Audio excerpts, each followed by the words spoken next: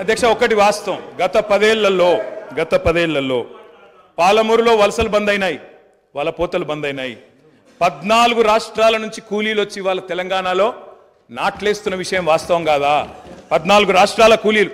అధ్యక్ష మీరు నల్లగొండలో ఫ్లోరైడ్ బండ నల్లగొండ గుండె మీద పెట్టిపోతే ఆ ఫ్లోరైడ్ బండను దించింది కేసీఆర్ కాదా? ఆ విషం నీళ్ల పీడ విరగడ చేసింది కేసీఆర్ కాదా?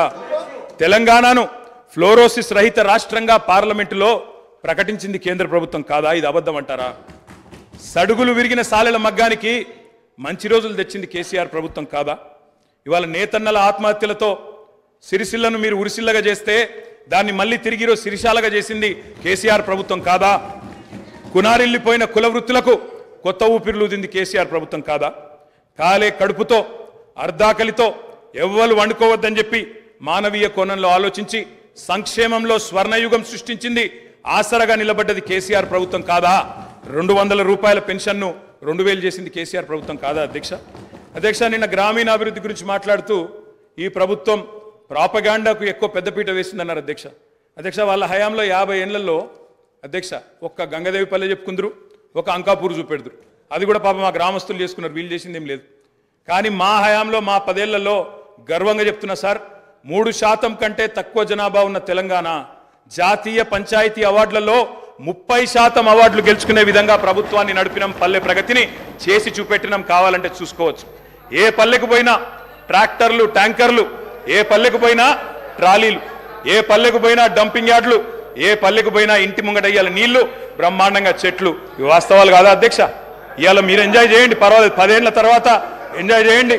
సర్పంచులకు ఇది ఇస్తాం, మాజీలకు అది ఇస్తాం, బస్సు ఫ్రీ, బంగారం ఫ్రీ, బండి ఫ్రీ అని చెప్పి ఓట్ల కోసం చాలా చెప్పారు అధ్యక్ష. సంతోషం, చేయండి, మేము వద్దంటలేదు. నిర్మాణాత్మకమైన సూచనలు చేయమన్నారు, తప్పకుండా చేయండి. మీ మేనిఫెస్టోలోని ప్రతి హామీని నిలబెట్టుకోండి. We welcome it, we will support you. తప్పకుండా సపోర్ట్ చేస్తాం అధ్యక్ష.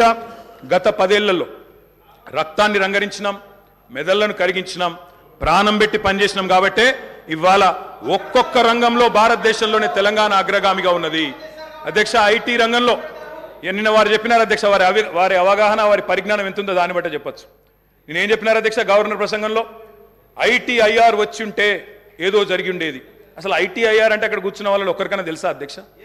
అసలు అది ఏందో తెలియదు అధ్యక్ష. నేను అడుగుతా ఉన్నా, ఇన్ఫర్మేషన్ టెక్నాలజీ ఇన్వెస్ట్మెంట్ రీజన్ ఏం చెప్పిన అధ్యక్ష? అందులో ఇన్ఫర్మేషన్ టెక్నాలజీ ఇన్వెస్ట్మెంట్ రీజన్ ప్రపోజల్లో 2013లో ఆనాడు UPA ప్రభుత్వం పెట్టినప్పుడు ఏం చెప్పారు అధ్యక్ష? అందులో ITIR అనేది కనుక వస్తే 2035వ సంవత్సరం కల్లా, 2035 అంటే ఇంకా 11 ఏళ్ల తర్వాత, 12 ఏళ్ల తర్వాత మనం అంటే ఉమ్మడి ఆంధ్రప్రదేశ్, ఆ రోజు ఇంకా తెలంగాణ అన్న మాట లేదు, 2013లో ఉమ్మడి ఆంధ్రప్రదేశ్గా మనం 2,09,000 కోట్ల ఎగుమతులకు చేరుకుంటాం 2035 కల్లా అని చెప్పారు ITIR ప్రపోజల్లో.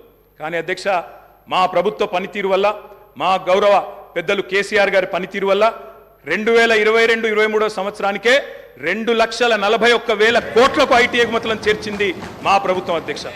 ITIR లేకున్నా కేంద్రంలో ఉన్న బీజేపీ మోకాలు అడ్డం పెట్టినా అధ్యక్ష ఆ 2035 టార్గెట్ను ITIR ఇయ్యకపోయినా సాధించిన ఘనత మా ప్రభుత్వానిది, మా నాయకుడు కేసీఆర్ది అనే మాట నేను గుర్తు చేస్తా ఉన్నా అధ్యక్ష.